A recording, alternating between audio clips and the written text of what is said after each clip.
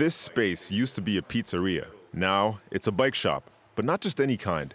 Tricycle helps the unhoused find work fixing bikes. It's really something to keep myself hopeful that there is a new trade I can learn.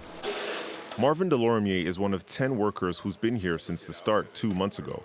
He says he ended up homeless after a bitter divorce. Delormier also had his 2 knees replaced and needed to find work. Shortly after, he found both: a home at Quay 55 in Chateauguay, a social housing project for people at risk of homelessness, and a job at this bike shop next door. He's been changing tires, removing pads, fixing chains and brakes. I would like to be part of something bigger than myself when it comes to teaching people to maintain and care after their own bikes. Since 5 years I'm working with homeless person. It's really important for me and I think it's the best way to make reinsertion. Suzy Jeunesse says she noticed many people who are unhoused have big holes in their resumes. She wants this program to be their springboard into the workforce. First, you need to be 16 and over, homeless person, or in residential instability. You need to have no job and low income.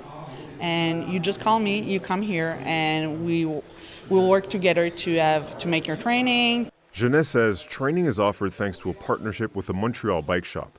This compliance director says one of his employees taught workers the basics of bike mechanics. Being able to do basic bike maintenance, which translated to about 3 days full-time of training. You don't need a whole lot of physics or chemistry or science in order to work on bikes, but the challenge is complexity. There's a lot of different sorts of bikes with a lot of different kinds of parts, and so if you're able to have access to those tools and the parts to do that work, it's fairly accessible. The team says the used bikes were donated and picked up while going door to door. They're brought here to be inspected. Some will need new parts, others need minor adjustments or complete repairs. Right now we have 10 person who's working in bike shop, and every day I see them, their evolution. Some of them just stop drugs. Jeunesse says she hopes to hire 10 more workers to have a full-blown program.